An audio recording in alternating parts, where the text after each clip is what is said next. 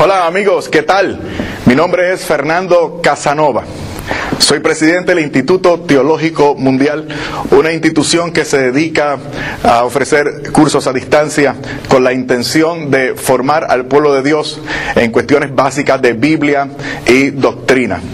Durante la mayor parte de mi vida milité en una iglesia no católica, una iglesia evangélica de extracción pentecostal.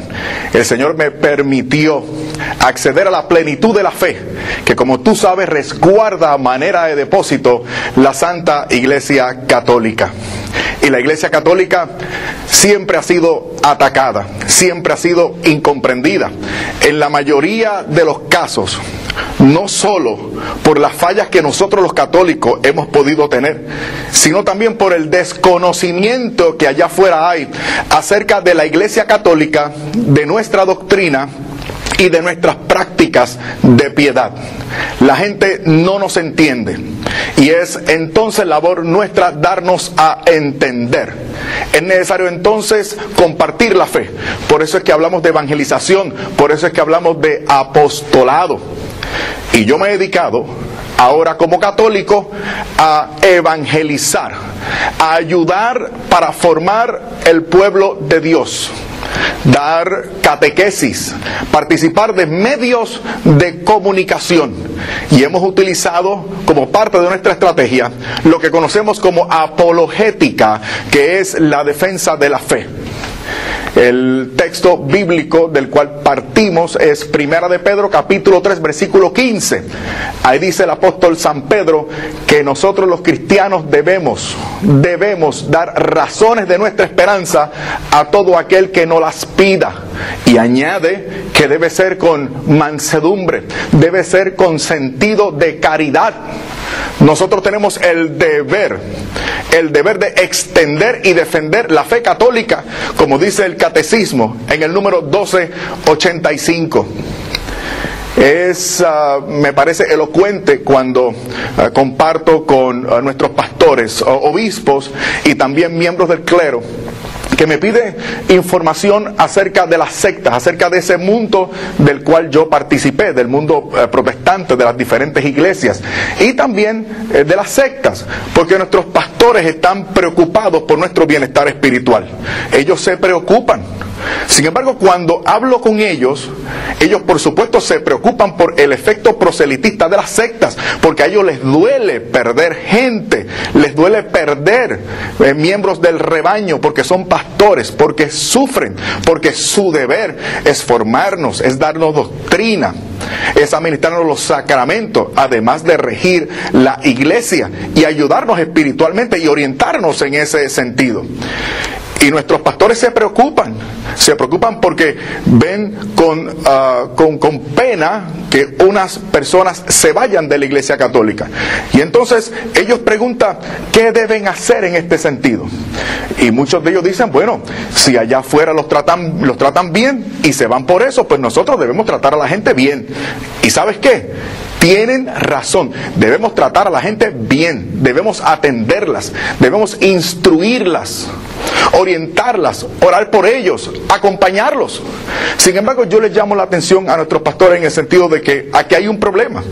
Y es que si nosotros vamos a limitar o a reducirla o enfatizar demasiado el acoger a la gente, tenemos un problema. Y el problema es que siempre va a haber otra iglesia que trate mejor a nuestra gente. Entonces lo que yo les recomiendo es, ¿por qué en lo que los tratamos mejor? Ciertamente hay que atenderlos bien, no hay ningún problema con eso, pero en el camino, ¿por qué no reforzamos la catequesis, la formación, la predicación, para que concientice a la gente de que la fe tiene elementos de perseverancia, de fidelidad, de identidad? La fe es algo grande, algo sublime, algo que es trascendente, algo que es incondicional. Y debemos hacer a la gente consciente de estas cosas, para que ellas se den cuenta de que al fin de cuentas no hay excusa para irse de la Iglesia Católica. Todo esto viene motivado por una alocución del Papa en una entrevista. Una entrevista que fue recogida en un volumen que se llama Luz del Mundo. Aquí el Papa dice algo muy elocuente. Él dice que los peores adversarios de la iglesia no son los que la atacan desde afuera, sino los pecados de nosotros los fieles de la iglesia, de nosotros los católicos. Por lo tanto, en esta serie te quiero proponer la espiritualidad como la nueva frontera de la defensa de la fe o de la apologética. Viene a la mente el énfasis del Papa Juan Pablo II en aquella época, cuando decía, reforzando la Evangelii Nuntiandi de Pablo VI, pero Juan Pablo II también decía que la evangelización, además de afuera, debemos enfatizarla desde adentro también, para la gente de adentro. Una evangelización, una convocatoria, una formación, una identificación, un proceso de identificar a las personas con Jesucristo. Por eso tenemos este escenario de esta manera, para que te identifiques con el Señor de la cruz, con el que venció la muerte y el pecado desde la cruz.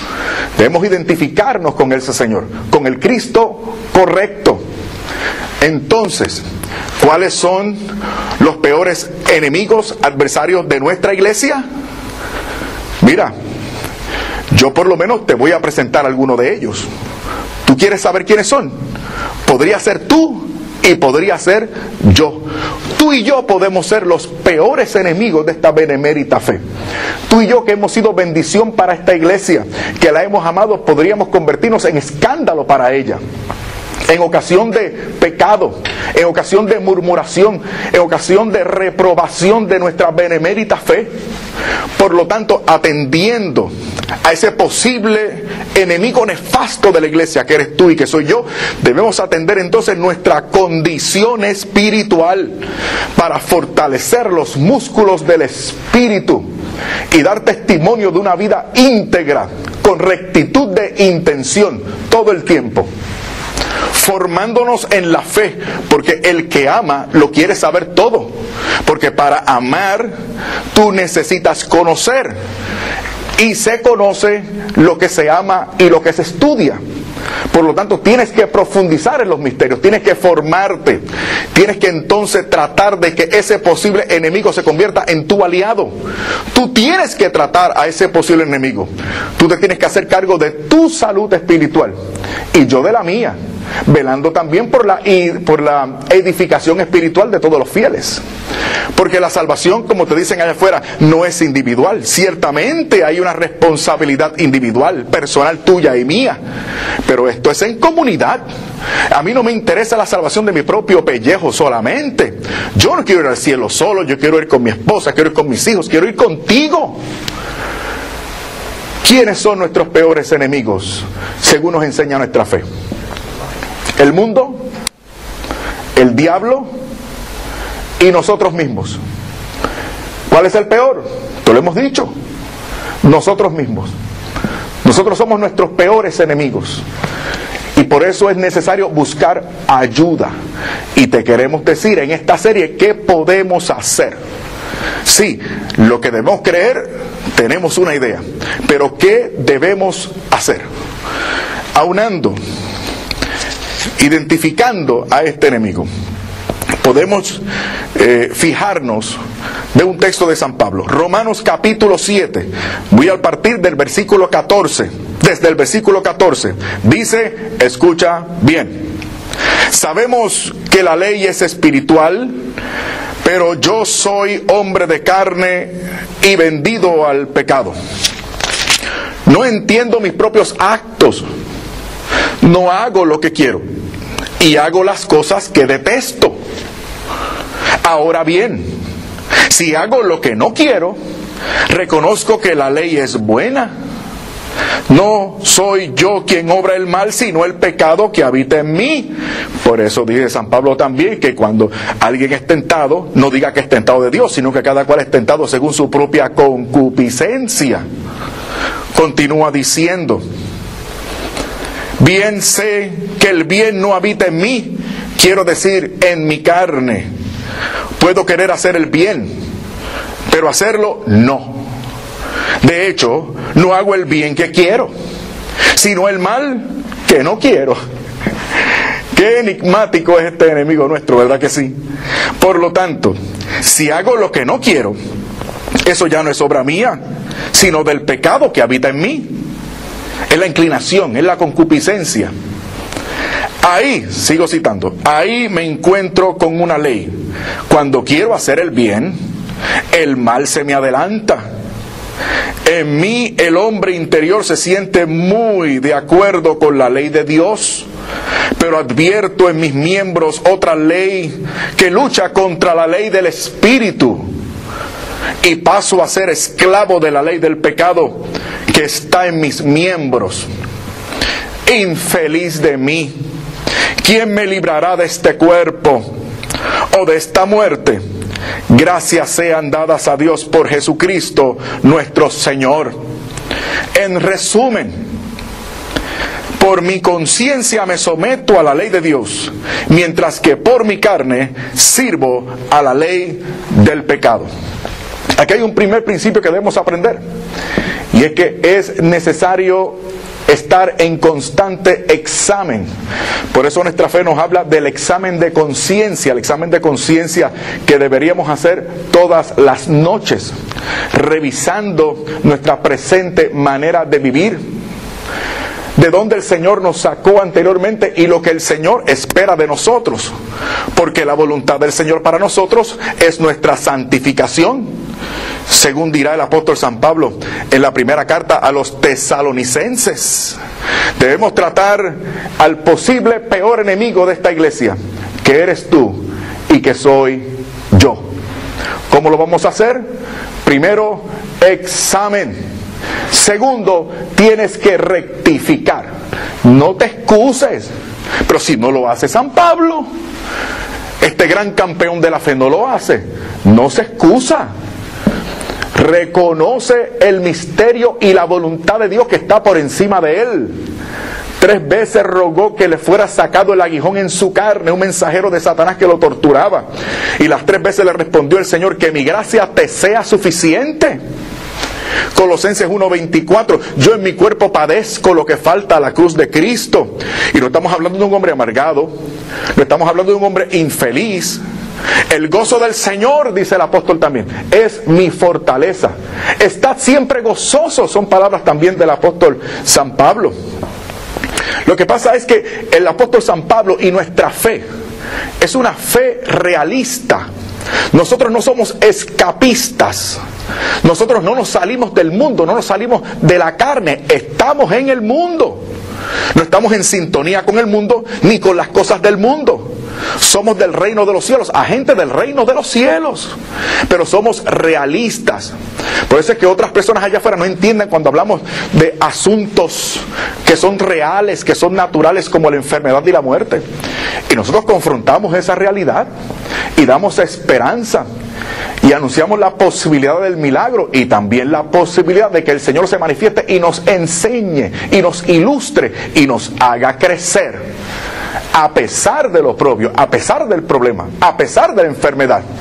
Porque Dios a veces responde sí, otras veces responde no, y otras veces te dice espérate un rato más. Así es como trabaja el Señor.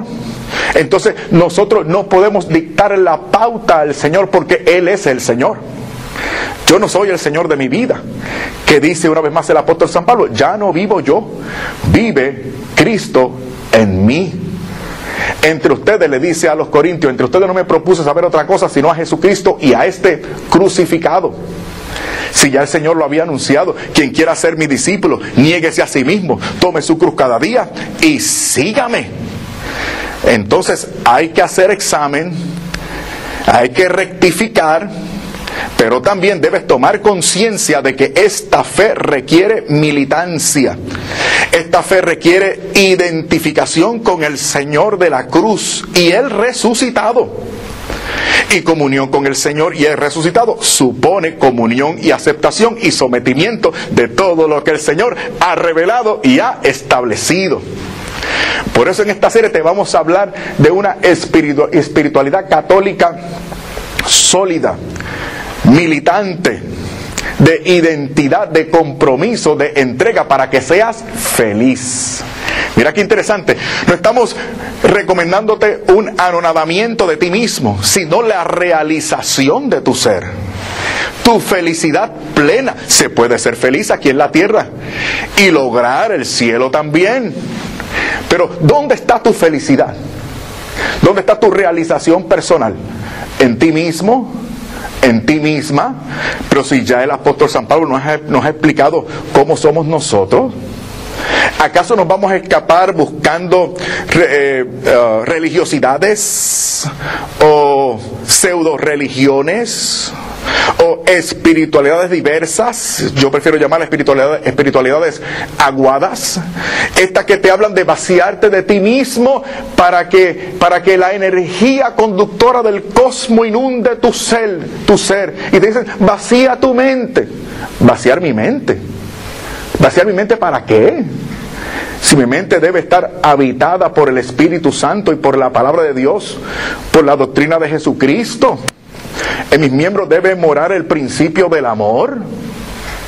Entonces, ¿de qué estamos hablando? Por eso es que estamos tomando tiempo para hablarte acerca de ese posible peor enemigo que eres tú y soy yo. Hay que atenderlo, hay que atacarlo, hay que dominarlo. Y si es posible, tenlo como tu aliado.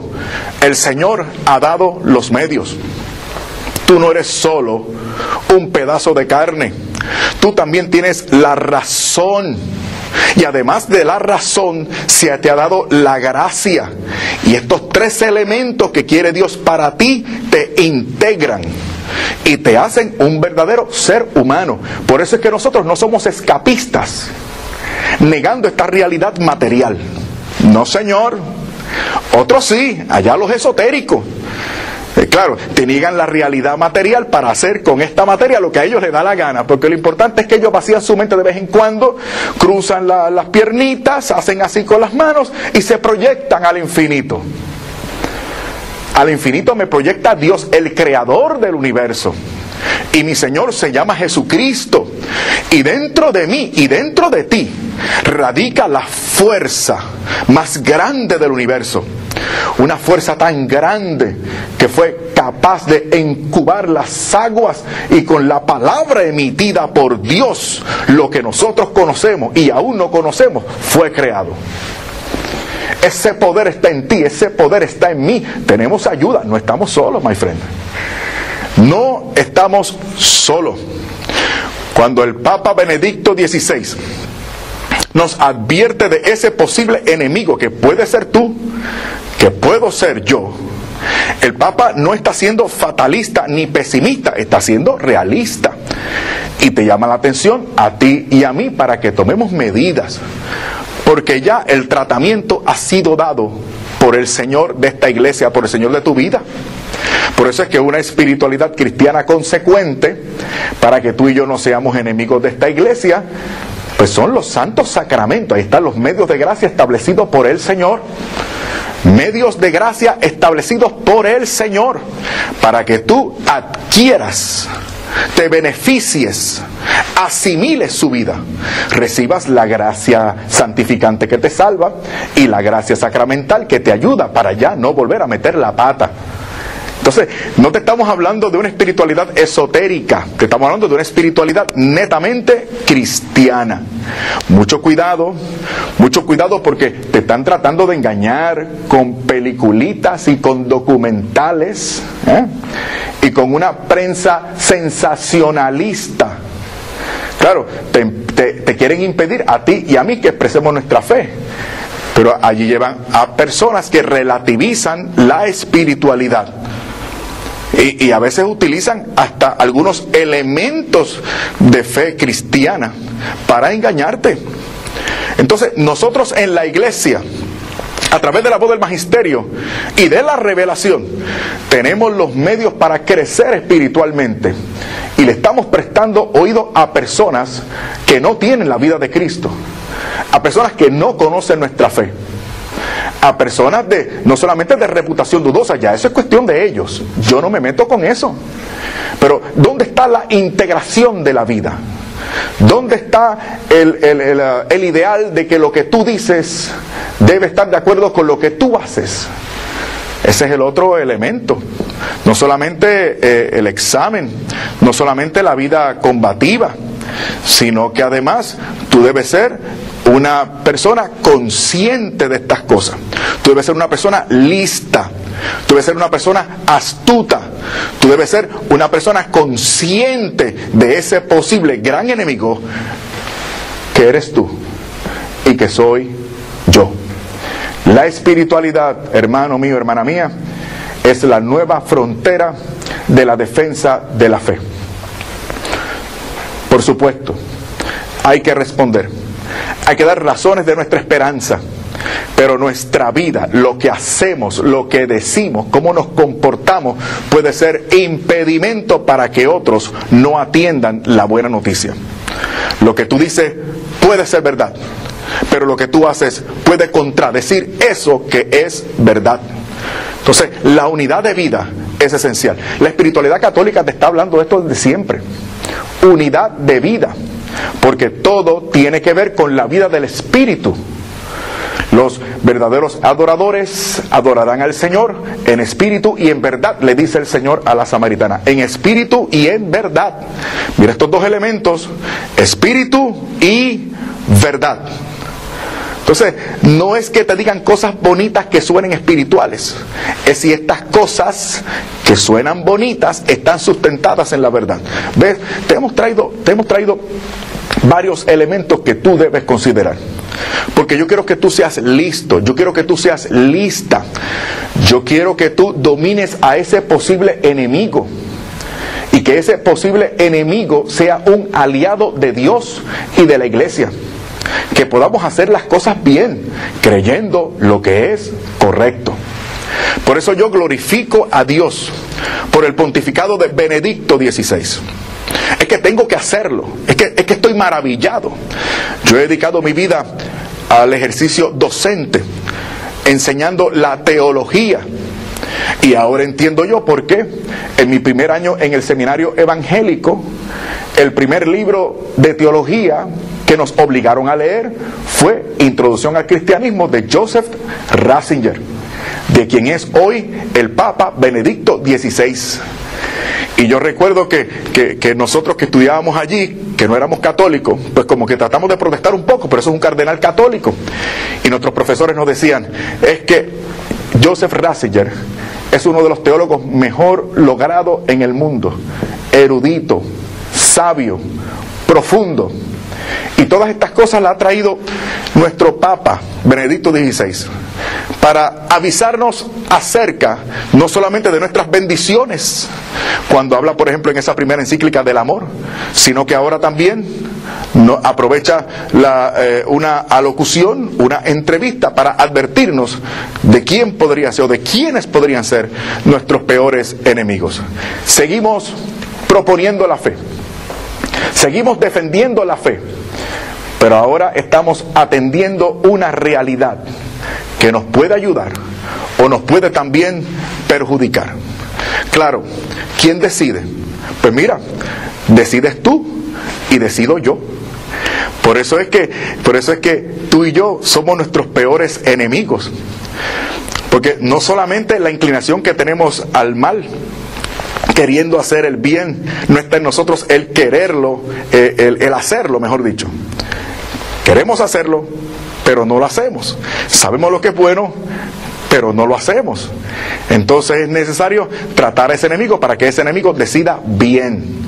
Y ese enemigo entonces comience un proceso de perfección cristiana, que es el proceso de santificación al cual tú y yo hemos sido convocados. Cuando me hablan a mí de Vaticano, del Concilio Vaticano II, yo pienso en santidad. Pienso en la convocatoria que nos hacen los padres conciliares para que seamos santos. Porque Dios no quiere solamente que tú y yo seamos buenos. Él quiere que seamos santos. Bueno puede ser cualquiera, pero para ser santo tú necesitas la asistencia divina. Y todo aquel que es asistido por Dios es una persona íntegra, es una persona lista, una persona astuta. No olvidemos la crítica del Señor en el Evangelio. Lucas 16. Los hijos de este mundo son más astutos que los hijos de la luz. Esto no tiene por qué seguir siendo así. Es necesario que tomemos las armas de la fe, la espada, el escudo, el yelmo, el calzado, y nos apropiemos de esta identidad maravillosa católica que el Señor nos ha regalado a través de esta maravillosa iglesia. El Señor te ayude a ti y a mí a ser consecuente. Sigue en sintonía con nosotros y permanece pendiente de esta serie, porque te vamos a seguir hablando de una identidad y de una espiritualidad que nos va a ayudar a vencer a un posible gran enemigo. Dios te bendiga.